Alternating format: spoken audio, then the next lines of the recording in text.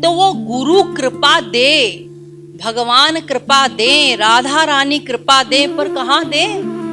हमारे पास उस प्रकार का बर्तन नहीं है ना जिसमें वो कृपा दे। वो ठहरेगा कैसे? तो इतना ही अमूल्य वो कृपा करेंगे, वो कहाँ करें? उस प्रकार का कोई पात्र बर्तन तो चाहिए ना। और वो बर्तन क्या है? कार का शोरूम है, और वहां जाके आप खूब रोए, कार वाला कहेगा भाई क्या बात है, शोरूम वाला पूछेगा क्या बात है, क्यों रो रहा है?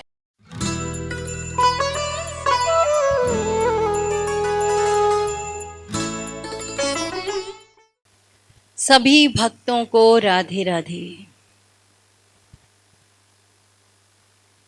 एक प्रश्न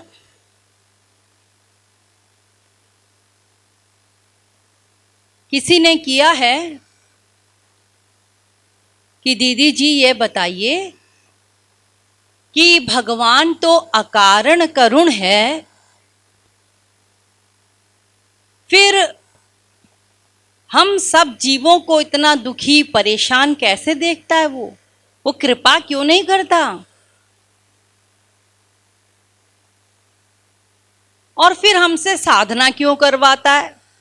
कृपा कर देना चाहिए, क्योंकि सब जगह लिखा है, सुना है, पढ़ा है कि भगवान की कृपा से ही सब कुछ होता है।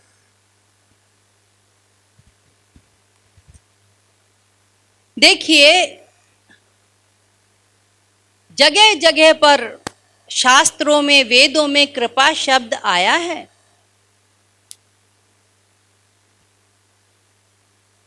हम लोग जो भी साधना करते हैं, या गुरु बताता है जो साधना हमारे लिए लाभदायक है, या जो साधना हमें अपने लक्ष्य तक पहुंचाएगी, जिस प्रकार से वो साधना बताता है और हम लोग जो करते हैं, गुरु ने बताया भगवान का नाम, रूप, लीला, गुण, धाम, उनके जनों का ध्यान करो, रूप ध्यान करो, मन से अनेक प्रकार की लीलाएं बनाओ, राधा कृष्ण गुरु को समक्ष खड़ा करो, उनके साथ तरह तरह की लीलाएं करो और उसमें खुद भी सम्मिलित हो जाओ।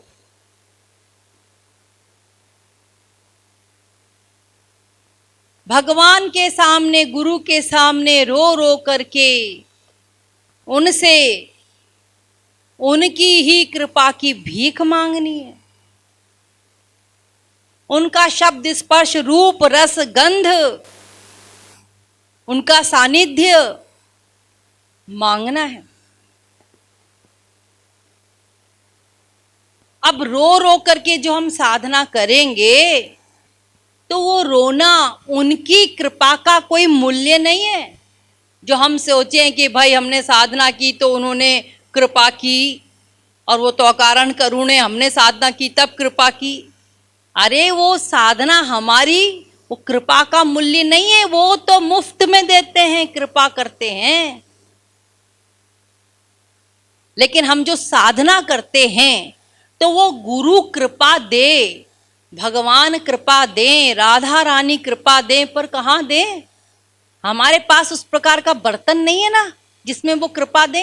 वो ठहरेगा कैसे? अरे यहां तक कि शेरनी का दूध चाहिए तो सोने का पात्र होना चाहिए, दूसरे पात्रों में वो दूध नहीं टिक पाएगा। तो इतना ही अमूल्य वो कृपा करेंगे, वो कहाँ करें? उस प्रकार का कोई पात्र बर्तन तो चाहिए ना। और वो बर्तन क्या है? शुद्ध अंतःकरण, निर्मल अंतःकरण, मन। जब शुद्ध अंतःकरण नहीं है, मलिन अंतःकरण है, गंदा अंतःकरण है हमारा हृदय ही शुद्ध नहीं है, तो वो कृपा देगा कहाँ? उसके लिए जो बर्तन चाहिए वो शुद्ध बर्तन। संसार में भी दूध लेते हैं ना हम, तो साफ सुथरा बर्तन होना चाहिए। यदि गंदे बर्तन में दूध ले लिया तो फट जाएगा। ठीक उसी प्रकार से हमारा हृदय गंदा है, पाप युक्त है, निर्मल नहीं है, भगवान दिव्य है, वो दिव्य सामान दिव्य कृपा दे कहाँ। अभी हमारा बर्तन तैयार नहीं है, तो जो साधना गुरु बताता है वो एक प्रकार से यूं समझ लो कि बर्तन माजना, स्वच्छ करना, साफ करके उस कृपा के लायक हम बनाते हैं, तो वो मूल्य नहीं है। वो तो कृपा देगा, पर किस में देगा? वो बर्तन पात्र बनाना, उसका नाम है साधना। वो पात्र बर्तन तो बनाना ही पड़ेगा ना। आप बाजार में दूध लेने जा रहे हैं तो अपना बर्तन तो लेके जाइए। वो किस में देगा? कहाँ दे दूध? वो तो तैयार है दूध देने के लिए, पर किस में दे? तो इसका कोई मूल्य नहीं है। आंसू बहाना, रोना, साधना करना, ये कोई उनकी कृपा का मूल्य नहीं है। वो तो वास्तव में अकारण करुण है। वो तो कृपा करते हैं बिना मूल्य के, अकारण। यदि वो कृपा ना करें अकारण, तो हमारा मन शुद्ध हुआ करे, वो दिव्य कैसे बनेगा? अगर हमने शुद्ध कर भी लिया तो भगवान ने यदि कृपा नहीं की तो शुद्ध अंतःकरण बेकार है। जब तक भगवान कृपा करके दिव्य शक्ति प्रदान ना कर दें, दिव्य सामान ना दे दें, दिव्य तो अपने आप बन नहीं जाएगा हमारा अंतःकरण।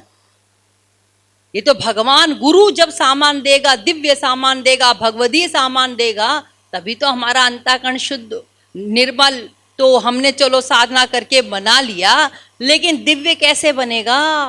और जब तक दिव्य नहीं बनेगा तब तक हम दिव्य भगवान, दिव्य गुरु को कैसे देखेंगे? दिव्य हमारा अंतःकरण नहीं हुआ तो भगवान का दिव्य शरीर हम नहीं देख सकते। चिदानंदमय देह तुम्हारी, विगत विकार जान अधिकारी। दिव्य होना चाहिए अंतःकरण, तब वो दिव्य गुरु, दिव्य भगवान को हम दिव्य देख पाएंगे, ओरिजिनल स्वरूप में देख पाएंगे, उसके पहले नहीं। तो हमने कोई मूल्य नहीं दिया, ये तो हमने पात्र बर्तन तैयार किया, उनकी कृपा के लिए बर्तन तैयार किया है। वो बर्तन है निर्मल हृदय, अंतःकरण, शुद्ध अंतःकरण, जिसमें वो दिव्य सामान देगा गुरु कृपा करके। तो ये कोई मूल्य थोड़ी ना है। ये साधना जो हमने कर ली, ये हमने बर्तन साफ करने के लिए, हृदय को शुद्ध करने के लिए किया है। तो ये भगवान पे एहसान नहीं है। भगवान का एहसान तो वो है, गुरु का एहसान तो वो है कि वो हमें दिव्य सामान दे रहा है, जिसका कोई मूल्य नहीं है, वो तो अमूल्य है। अरे संसार में भी कार का शोरूम है और वहां जाके आप खूब रोएं, कार वाला कहेगा भाई क्या बात है, शोरूम वाला पूछेगा क्या बात है, क्यों रो रहा है? हाँ, मुझे एक कार दे दो।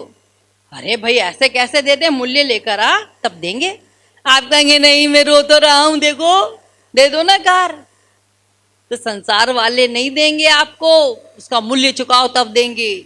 लेकिन भगवान इतना अकारण करुण है कि बिना मूल्य के ही हमको दे देता है सामान। कोई मूल्य नहीं है उसका, वास्तव में वो अकारण करुण है। यदि वो अपना सामान ना दे, दिव्य सामान, तो शुद्ध अंतःकरण भी बेकार है। जब तक गुरु और भगवान कृपा करके, अकारण कृपा करके सामान, दिव्य सामान ना दे दें, तो फिर वो शुद्ध अंतःकरण भी कोई काम का नहीं है। तो वास्तव में भगवान अकारण करुण है, वो कृपा करते हैं बिना कारण के।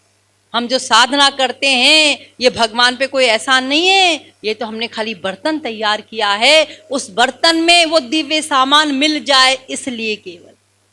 गुरु और भगवान तो आतुर है देने के लिए, पर कहाँ दें? अंतःकरण शुद्ध नहीं है, मलिन है, गंदा है।